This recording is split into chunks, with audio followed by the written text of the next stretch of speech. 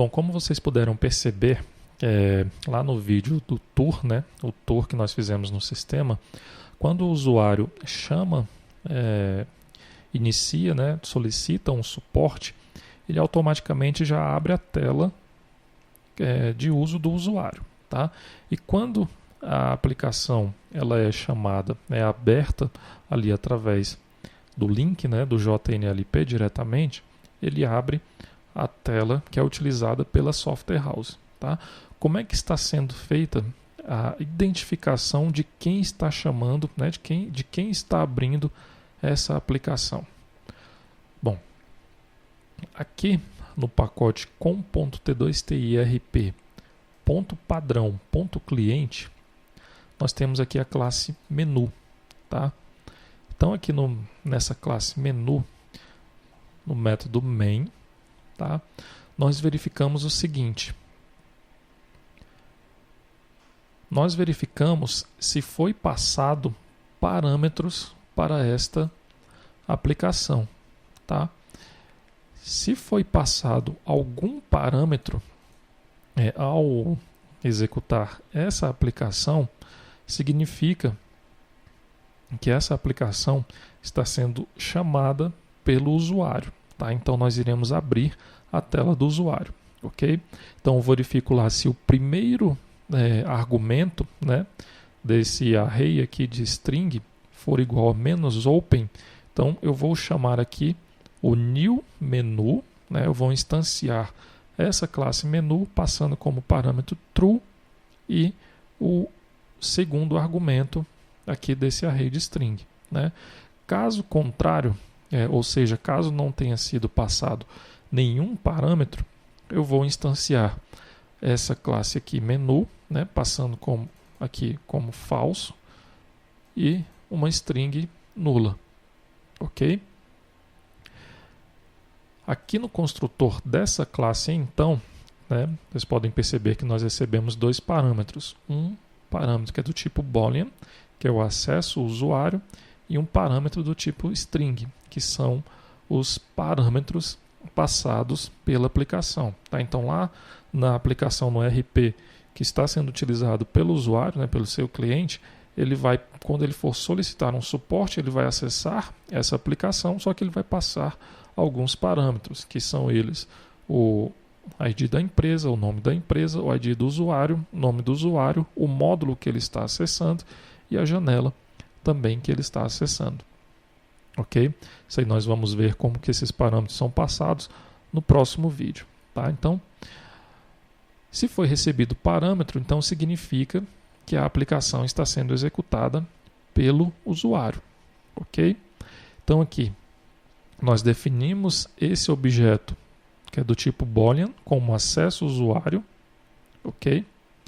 Se o acesso usuário for igual a true, ou seja, se for o usuário que está acessando a aplicação, nós vamos pegar aqui então os parâmetros que foram passados, né, lá pela aplicação do usuário, e vamos aqui, no caso lá, esses parâmetros eles estão separados pelo caractere pipe. Tá? Então, primeiramente aqui nós temos que fazer um split, né, com o caractere pipe para pegar todos esses parâmetros que foram passados pelo usuário. Tá? Então o primeiro parâmetro aqui vai ser o ID da empresa, o segundo parâmetro vai ser o nome da empresa, o terceiro parâmetro o ID do usuário, o terceiro parâmetro o nome do usuário, o quarto parâmetro, no caso aqui o nome do usuário é o quarto parâmetro, tá? O quinto parâmetro é o nome do módulo que o usuário está acessando e o sexto parâmetro é o nome da janela que o usuário está acessando. Ok? Então aqui de posse dessas informações eu vou criar aqui um novo chamado, né? Eu vou instanciar esse chamado VO, vou setar o atributo aberto por como o status do chamado ficará como aberto. Vou setar o ID da empresa, o nome da empresa, o ID e o nome do usuário, o módulo e a janela. Ok? Logo depois eu vou chamar aqui o método AuthenticateUser. Tá? Nesse método AuthenticateUser eu chamo lá o login. Ok? o login aqui nessa aplicação de suporte, ele não está fazendo nenhuma verificação, tá? Então aqui na classe user, aqui no padrão servidor, né? Nós temos aqui o user login action. Nós não estamos fazendo nenhuma verificação em relação ao nome do usuário e a senha, tá? Então qualquer no caso ali, qualquer usuário que logar, que entrar na aplicação, ele vai ter acesso, ok? Então aqui nós não estamos fazendo essa restrição de acesso, tá? Então aqui é chamado o login do usuário, somente para obter uma sessão lá no servidor, tá? Logo depois é chamado também a autorização de botões, a autorização de funções, né? Nessa autorização de funções, aqui é feita apenas uma verificação, tá? Quando nós chamamos essa autorização de funções, nós passamos aqui como parâmetro. Aliás, aqui é a autorização de botões, tá? A autorização de funções, ela é realizada aqui no método getApplicationFunctions, tá? Então aqui nessa verificação das funções que terão acesso, que esse usuário terá acesso, nós estamos aqui passando como parâmetro essa variável acesso usuário, né, que é do tipo booleano. Então aqui na classe FunctionAuthorizationActions, nós estamos verificando se a aplicação está sendo executada pelo usuário ou pelo técnico da software house, ok? Se estiver sendo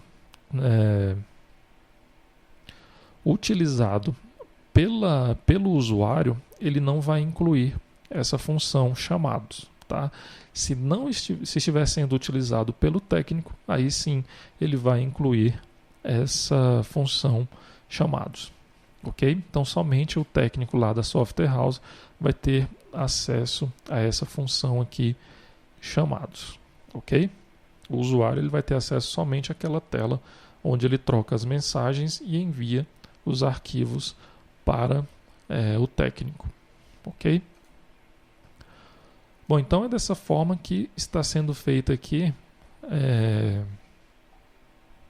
a identificação, né? Se a aplicação está sendo chamada, está sendo executada pelo usuário ou se essa aplicação está sendo executada diretamente ali pela software house, tá? Nós vamos ver então no próximo vídeo como é que esses parâmetros que estão sendo recebidos aqui, né, estão sendo enviados lá pelo ERP, ou seja, pela aplicação que o usuário, né, o cliente, está utilizando.